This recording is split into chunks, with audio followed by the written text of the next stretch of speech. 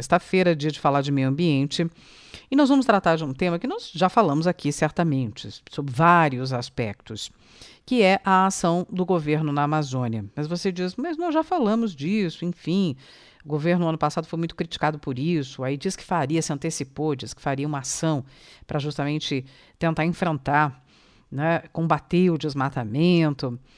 Bem, será que alguma coisa mudou? Será que alguma coisa pode mudar quando o assunto é desmatamento na Amazônia? A gente sabe que tem os órgãos, a estrutura também de fiscalização. E em relação a isso, está pior, está melhor? Vamos acompanhar exatamente os detalhes deste momento com o professor Pedro Luiz Cortes, que é professor da ECA e do PROCAN, o Programa de Pós-Graduação em Ciência Ambiental do IEE, do Instituto de Energia e Ambiente da USP. Sempre conversa com a gente aqui às sextas. Tudo bem, professor? Bom dia, Roxane, bom dia, ouvintes. É um prazer falar com vocês. Bem, professor, a questão é, já tratamos deste assunto, o governo diz que está agindo, que quer agir, que se adiantou com esta ação neste ano, mas diz que é muito difícil e que faltam recursos. Então, o problema está na estrutura, o problema está na vontade política. Onde está exatamente o problema ou é uma mistura, um pouco de cada uma destas coisas na sua avaliação? Bom, Roxane, o que pesa é um somatório de fatores, mas com um destaque primordial para a falta de boa vontade, para a falta de intenção do governo em coibir esse tipo de ação. Desde que o ministro Ricardo Salles ele assumiu o Ministério do Meio Ambiente, vem ocorrendo um desmonte na estrutura de fiscalização e uma redução significativa das operações de fiscalização e uma falta de apoio aos fiscais que estão agindo diretamente em campo. Então, são vários os relatos, né, de fiscais que têm sido perseguidos e agredidos por grupos de garimpeiros, por exemplo, inclusive com relatos de morte, né? E o ano passado, isso tudo vinha acontecendo junto com o discurso do presidente Bolsonaro, que, de certa forma, dava um aval para que essas ações ilegais acabassem acontecendo, porque ele criticava muito a própria estrutura de fiscalização, ele criticava o IBAMA, criticava as ações das ONGs, enfim, tudo que se relacionava à proteção ambiental era alvo de crítica por parte do presidente Bolsonaro.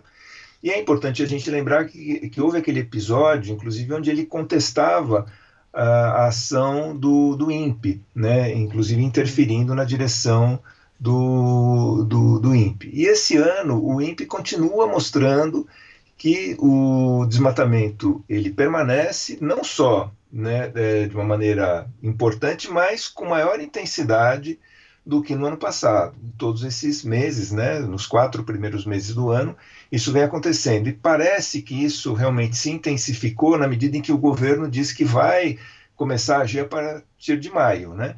Então, em abril, por exemplo, nós tivemos, no ano passado, 247 quilômetros quadrados que foram relatados como possíveis áreas de desmatamento, né, ou áreas realmente desmatadas. Tal. Eu digo possível porque isso é feito por imagem de satélite.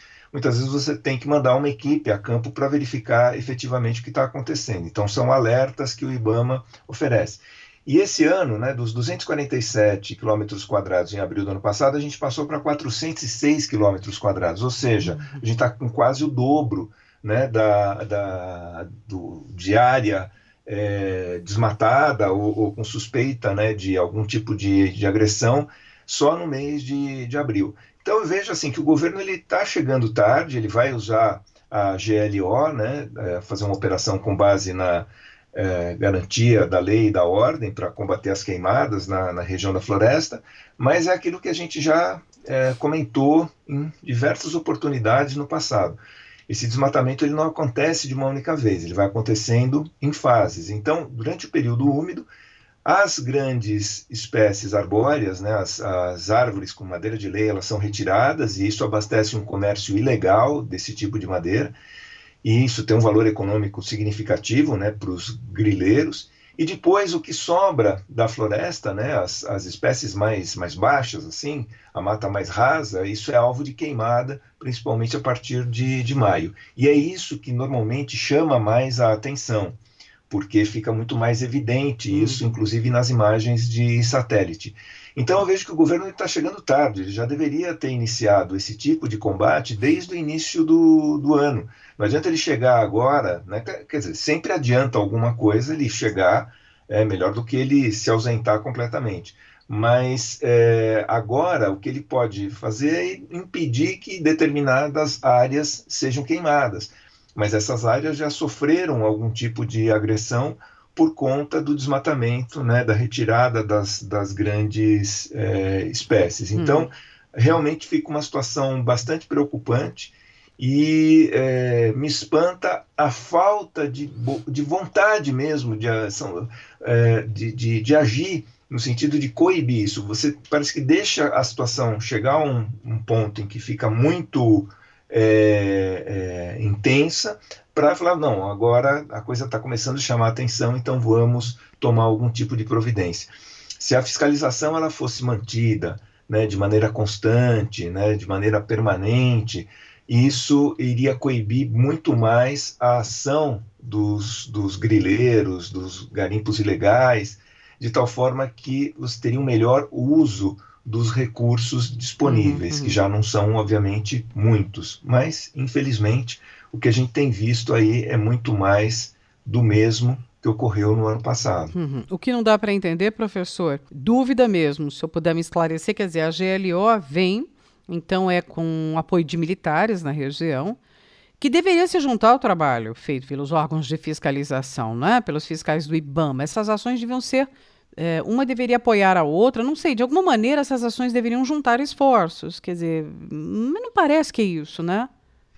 Veja, Roxane, as operações de garantia da lei e da ordem, elas ocorrem quando os recursos das forças de segurança pública já não são mais suficientes para oferecer segurança, né? Então, são situações de graves perturbações de ordem, por exemplo, em presídios, ou situações onde você tem uma revolta social grande, por exemplo, quando às vezes acontece, né? Da polícia militar em algum estado, alguma cidade entrar em greve, enfim, tem uma paralisação que você começa a ter uma situação de tumulto social muito significativo. Mas isso, quando a aplicação da GLO, ela vem reforçar algo que a gente já comentou anteriormente, que é a dificuldade que hoje se tem para entrar em determinadas áreas, tendo em vista o poder de retaliação que os grileiros e os garimpeiros eles têm, porque eles se constituem em verdadeiras milícias para preservar as áreas que eles onde eles estão atuando, preservar no sentido de garantir a posse do território. Antigamente, o que acontecia? Os fiscais do IBAMA, eles utilizavam o apoio da Polícia Federal. E hoje, parece que, com a aplicação da GLO, será necessário a intervenção das Forças Armadas, ou seja, de uma força com maior poder, né, de fogo, com uma estrutura de ação na selva mais intensificada, exatamente para poder entrar nessas áreas e coibir esse tipo de ação. Então, isso mostra que a situação ela vem se agravando, uma força policial do Estado, ou mesmo uma força federal, da Polícia Federal, parece que já não são mais suficientes para garantir a ação dos fiscais, e agora é necessário a intervenção das Forças Armadas por meio da GLO para efetivamente garantir esse tipo de atuação. Como eu disse, essa é uma atuação que chega tarde e ela tem prazo para terminar. A GLO não é uma operação que vai se desenvolver por um prazo indeterminado. Então, o que vai acontecer é que, cessando essa operação, os problemas ambientais eles vão persistir. Por quê? Porque os fiscais voltarão a ter dificuldade de continuar a realizar o seu trabalho. Professor Pedro Luiz Cortes, professor da ECA e do Programa de Pós-Graduação em Ciência Ambiental do IEE, sempre às sextas-feiras aqui conosco. Você pode nos acompanhar aqui pela Rádio USP e pelo canal do YouTube O Ambiente é Nosso Meio, onde também está publicadas as nossas conversas semanais. Muito obrigada, professor. Eu que agradeço, Roxane. Um bom dia a todos.